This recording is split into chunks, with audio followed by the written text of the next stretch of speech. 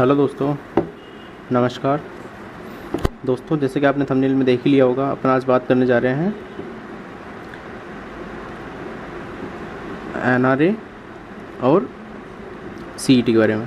ठीक है, एनआरए जो कि अपना है नेशनल रिक्वायरमेंट एजेंसी है, जो कि अब से ईयर 2021 से जो एसएससी, रेलवे और आईबीपीएस जो तीनों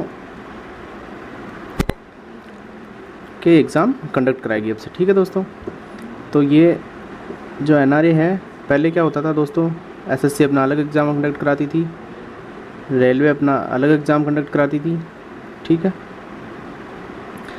और आईबीपीएस अपना अलग एग्ज़ाम कंडक्ट कराती थी। ठीक है, तो अब से दोस्तों जो गवर्नमेंट ने क्या किया, अब से ये एग्ज़ाम एनआरए कंडक्ट कराएगी। ठीक है दोस्तों, तो इसमें क्या होगा, इसमें हर साल मतलब एक ईयर के अंदर 2 टाइम्स एग्ज़ाम कंडक्ट कराए जाएंगे। ठीक है, जो कि कॉमन एग्ज़ाम होगा, जिसे अब सीईटी बोला गया है। ठीक है, एनआरए ने बोला है सीईटी, जो कि होगा कॉमन एलिजिबिलिटी टेस्ट। ठीक है, तो अब से ये कंडक्ट कराया जाएगा तीनों के लिए, एसएससी, रेलवे और आईबीपीएस। ठीक है, तो तीनों के लिए अब ये एग्ज़ाम कंडक्ट कराया जाएगा, कॉमन एलिजिबिलिटी टेस्ट। ठीक है, इसके बाद क्या होगा, जो एसएससी होगा वो अपना अलग एग्ज़ाम कंडक्ट कराएगा मेंस का, और रेलवे अपना अलग एग्ज़ाम कंडक्ट कराएगा मेंस का।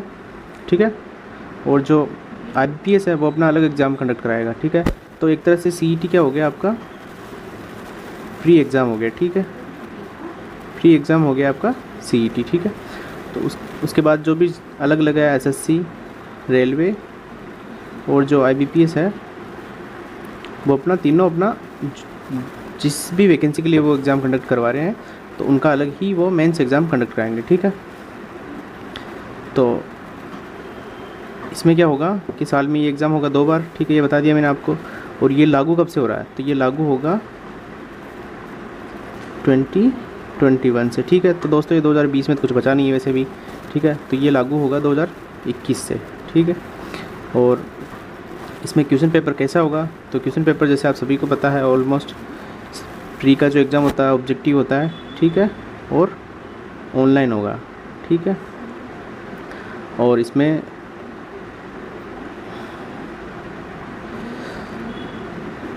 Twelve languages. ठीक है दोस्तों, 12 लैंग्वेज होगी जिनमें क्वेश्चन पेपर अपन दे पाएंगे। ठीक है, जैसे पहले हिंदी, इंग्लिश और भी जो लोकल लैंग्वेजेस होती हैं, जो कि अपने मतलब 22 लैंग्वेज दे रखी है संविधान के अंदर, तो उन 22 लैंग्वेज में से अब 12 लैंग्वेज के अंदर ये पेपर कंडक्ट कराया जाएगा। ठीक है, तो ये भी काफ़ी अच्छी बात है। जो लोग अपनी लैंग्वेज, जिनकी जैसे तमिल, तेलुगु, इनमें अगर ये कंडक्ट होता है तो वो अपनी लोकल लैंग्वेज में ज़्यादा कंफर्टेबल होते हैं, तो उनके लिए काफ़ी फ़ायदेमंद रहेगा। ठीक है, और दूसरा इसमें जो क्या होगा, अब इसमें क्या होता है दोस्तों, ये होगा 3 टाइप का। ठीक है, 10th लेवल का अलग होगा, 12th लेवल का अलग होगा, और ग्रेजुएशन लेवल का अलग होगा। ठीक है दोस्तों, तो मतलब आपको अगर एसएससी का कोई 10th लेवल का एग्ज़ाम है, उसके लिए आपको मेंस के लिए बैठना है, तो उसमें क्या होगा, आपको सीईटी का 10th लेवल का जो एग्ज़ाम होगा, उसके जो मार्क्स है उसके बेस पे आपको मेंस के लिए एलिजिबल किया जाएगा।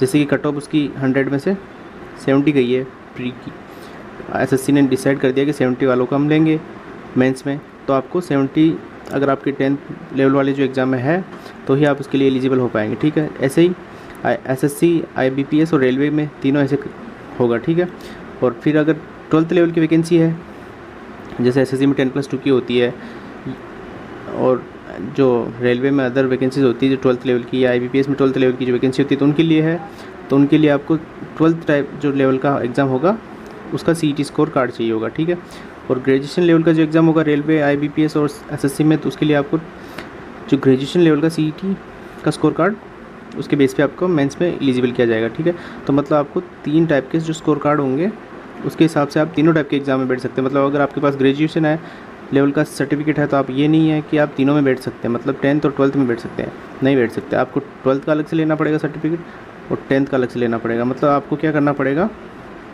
आपको 3 बार CET देना पड़ेगा, ठीक है। फॉर जो 3 टाइप्स ऑफ जो है एग्ज़ाम, ये 10th लेवल, 12th लेवल और ग्रेजुएशन लेवल, ठीक है। तो इनके लिए आपको 3 CET सर्टिफिकेट लेने होंगे और ये जो वैलिड होते हैं ये वैलिड होंगे 3 साल के लिए, ठीक है दोस्तों। तो 3 ईयर के लिए एक सर्टिफिकेट वैलिड होगा, ठीक है। अगर आपने फर्स्ट टाइम ट्राई किया और आपका स्कोर अच्छा रहा, मान लो आपको 100 में से 80 स्कोर कर पाए आप 10th लेवल में, ठीक है। 12th लेवल में 70 कर लिया आपने, ठीक है। और जो ग्रेजुएशन लेवल में आपने 60 कर लिया, तो अब जो भी नेक्स्ट वैकेंसीज आएगी SSC IBPS रेलवे की, तो उनमें अगर उनके क्राइटेरिया में आप फिट हो रहे हो तो आप उसके लिए मेंस का एग्ज़ाम भर सकते हो, ठीक है। मेंस का जो फॉर्म है वो भर सकते हो।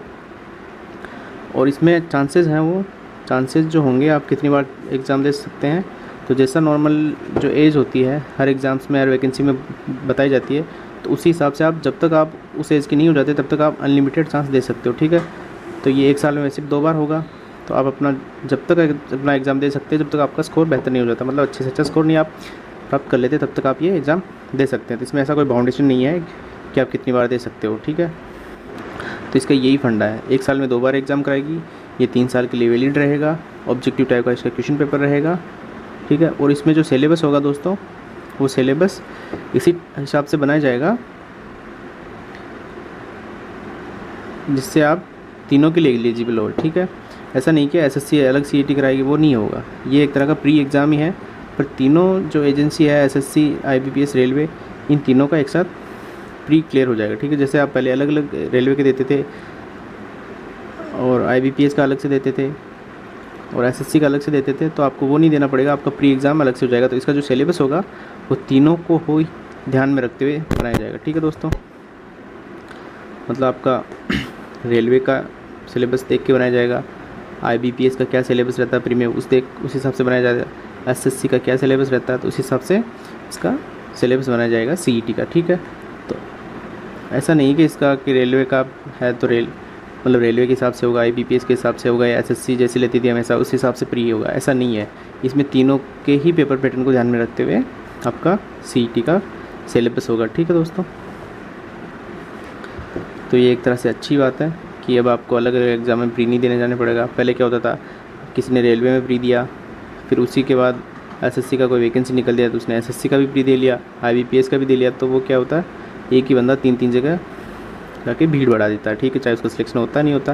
तो अब क्या होगा, ये बंदा एक ही सर्टिफिकेट से 10th लेवल का एग्ज़ाम होता है, उसी सर्टिफिकेट से 12th लेवल का एग्ज़ाम होता है, उसी सर्टिफिकेट से और ग्रेजुएशन लेवल का एग्ज़ाम होता है, उसी सर्टिफिकेट से एक ही सीट पे ये कर पाएगा। अगर उसको रेलवे में जाना तो रेलवे जा पाएगा, SSC में जाना तो SSC में जा पाएगा और IBPS में जाना तो IBPS में जा पाएगा, ठीक है। मतलब उसको 3-3 जगह अलग एग्ज़ाम देने की जरूरत नहीं होगी, वहाँ भीड़ नहीं बढ़ेगी और उनका जो फॉर्म फिल करने का कॉस्ट है वो भी कम हो जाएगा, ठीक है।